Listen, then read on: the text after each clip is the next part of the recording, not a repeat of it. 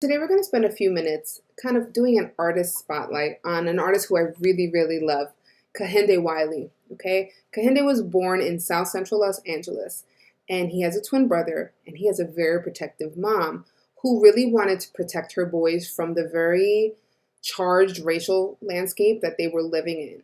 So she used to take him to these cool art classes at the conservatory, and they both, especially Kehinde, got really into art. It was kind of an escape. And so he's become a very popular up and coming artist, or he's actually past up and coming. He's well known. He's had some great shows, I think the Brooklyn Museum, and a few other places as well. And the reason why he's so poignant is for a few reasons. One, he uses very intricate colors, super saturated, very detailed. And when you look at his portraits, they make you feel something, which is really powerful.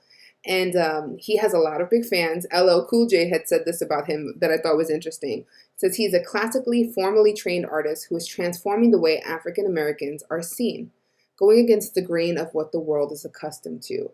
And here's what the world is accustomed to. They're accustomed to portraits of very powerful white noblemen.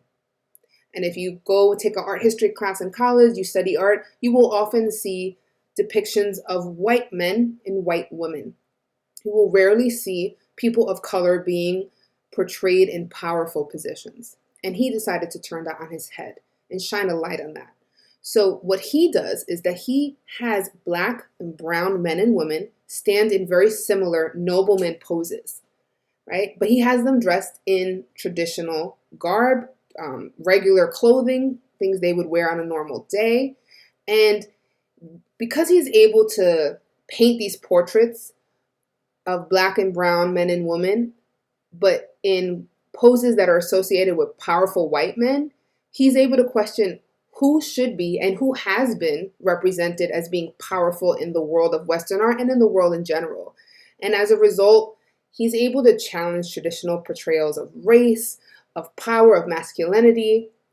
And so he does this beautiful thing where he sheds a light on how we see art. And representation is so important.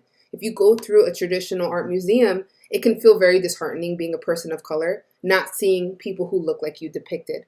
Or if they are, they're never depicted in powerful ways. And so he's really owned this and created this powerful tool.